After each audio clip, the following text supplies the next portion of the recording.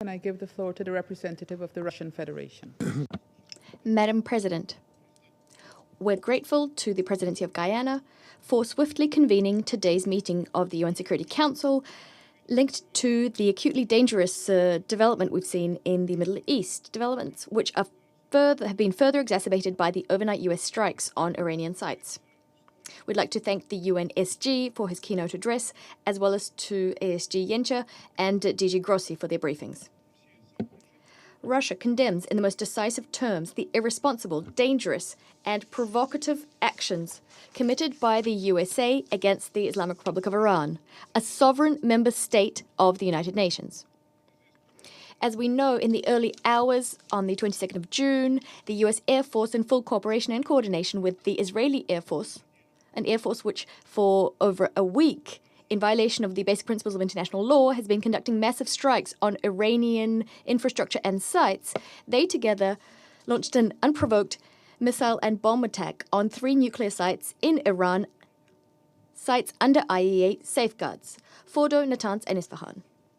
In so doing, Washington yet again demonstrated its complete contempt for the position of the international community. Washington reasserted that to further the interests of its Israeli ally, it's prepared not only to turn a blind eye to the killings of tens of thousands of Palestinian women, children, and older persons, but also to gamble with the safety and well-being of humanity as a whole. Through their actions, the US has opened a Pandora's box. No one knows what new catastrophes and suffering it will bring.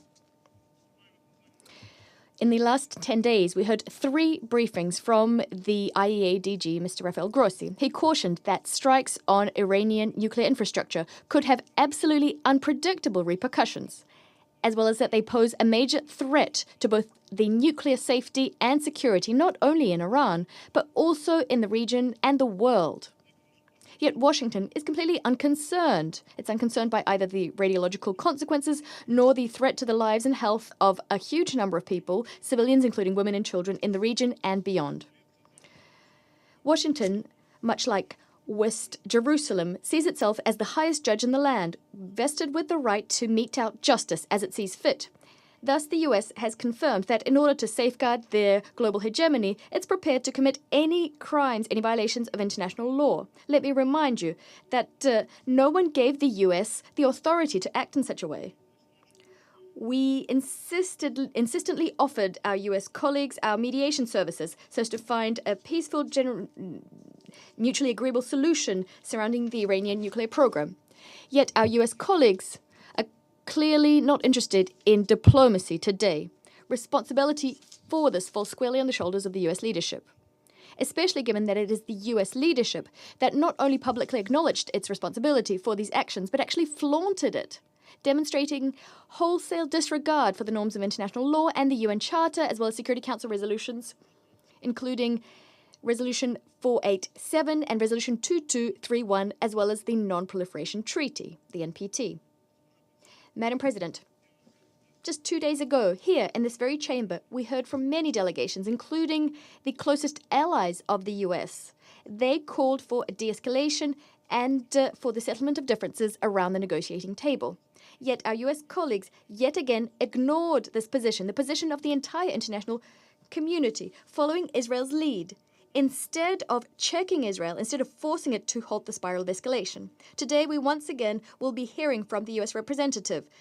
We'll be hearing cynical statements about readiness to return to the negotiations table, as if there were no strikes using heavy payload bombs on Iran. Clearly, this is being done to hypercritically subsequently portray Tehran as the party that spoiled the negotiations process, the party that's supposedly undermining stability in the Middle East. Yet we believe that none of our sensible colleagues in the international community will believe our US colleagues anymore, much like they won't believe their attempts to convince the Security Council that Iran was trying to acquire nuclear weapons. Let me remind you that back in March, high-ranking US intelligence officials said that the US does not have information about Tehran's attempts to develop military nuclear capabilities. I imagine that many are getting a nagging sense of déjà vu today. Let me remind you that back in 2003, in this very chamber, the US Secretary of State POW waved around a test tube, justifying Washington's plans to invade the territory of another sovereign state, only to having waged decades of chaos onto its people to not find any WMDs there. Today's situation is no different in substance to the one we saw in 2003. Again, we're being asked to believe the US's fairy tales to once again inflict suffering on millions of people living in the Middle East. This cements our conviction that history has taught our US colleagues nothing. We regret that today some of you in this room didn't and cannot muster up the courage to call a spade and to condemn Washington's actions. And it's very strange to be participating in this theatre of the absurd, this cynical theatre. We had the representative of the UK calling on Iran to exercise restraint, a country which was subjected to an unprovoked attack, which was bombed. It had its nuclear sites bombed, as if it were Iran, not Israel, and the US that was escalating the situation as much as possible. They're calling on Iran to exercise restraint. This is something other council members are doing. We've seen a lot of hypocrisy in this room, but this takes the biscuit. This is a surprising example of hypocrisy on the part of those who, over the last few days, has been whipping up tensions regarding Resolution 2231, which will soon expire. Madam President, throughout the last week, we witnessed a new, highly dangerous wave of escalation. Last night, the situation became wholly unprecedented in nature. The radiological repercussions of the US attacks remain to be assessed, and we're counting on the IAEA and its Director General to issue a clear-cut, professional and impartial analysis of the situation, including by presenting an objective report at the emergency session of the Board of Governors of the IAEA. Yet it's already clear that strikes on Iran's nuclear sites, including those conducted by one of the NPT's depositories, the US, that these attacks amount to a colossal attack on the global NPT regime, non-proliferation regime. They not only deal a blow to the authority of the IAEA, they also deal a blow to the entire system of inspections and control implemented by the agency. They also destroy the basis of the system of international cooperation, including de facto risking casting us back into the era of nuclear risks. Seemingly, this is what Washington and Western Jerusalem are seeking. The Russian Federation, as a responsible state and a permanent member of the Security Council, cannot abide such a scenario. We cannot support it. Iran, as per the NPT, has the right to develop its civilian nuclear program. Overnight, the US has de facto nullified years of diplomatic efforts aimed at ensuring compliance with this fundamental principle.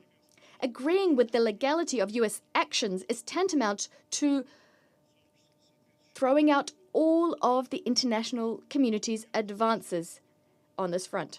And since we talked about the importance of the NPT and the global non-proliferation regime today, I'd like to remind you that Israel has not yet acceded to the NPT. Thus, there cannot be a comprehensive IAEA inspections program vis-à-vis Israel. As for Iran, in keeping, I'd like to remind you that that Israel has not acceded to the NPT, so no comprehensive IAEA inspections program vis-à-vis Israel is being implemented. As for Iran, Iran was and remains the most monitored IAEA state in the world. And instead of supporting Iran, we're getting bombardments of this country, including its civilians. This is a country, and this is being done by a country which has, in principle, refused to sign the NPT. This is an outrageous, cynical situation. It's very strange that the IAEA DG did not say a word about this, nor did he call on Israel to join the NPT, not once. Madam President, I think that everyone in this room can see full well that unless we stop the escalation, the Middle East will find itself on the verge of a large-scale conflict with unpredictable consequences for the entire international security system.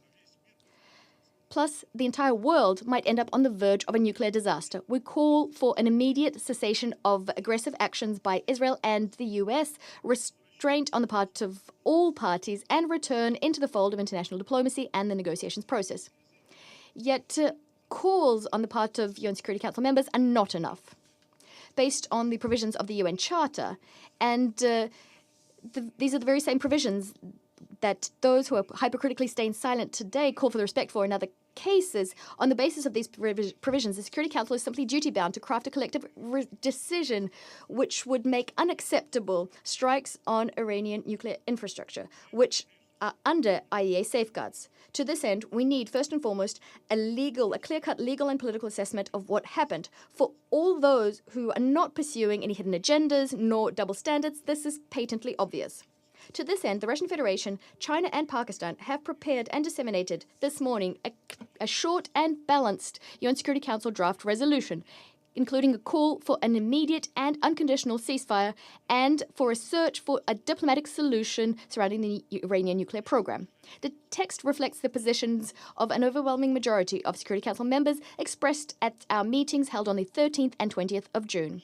We're counting on the support of all Security Council members to ensure that the Council can, as soon as possible, send a signal about the need to immediately end the violence, something that the Secretary General again called for, inter alia. Unless the Security Council takes a clear-cut and principled position, further escalation is inevitable. We call on all Security Council members to adopt a responsible approach and to support the proposed draft. I thank you. I thank the representative of the Russian Federation.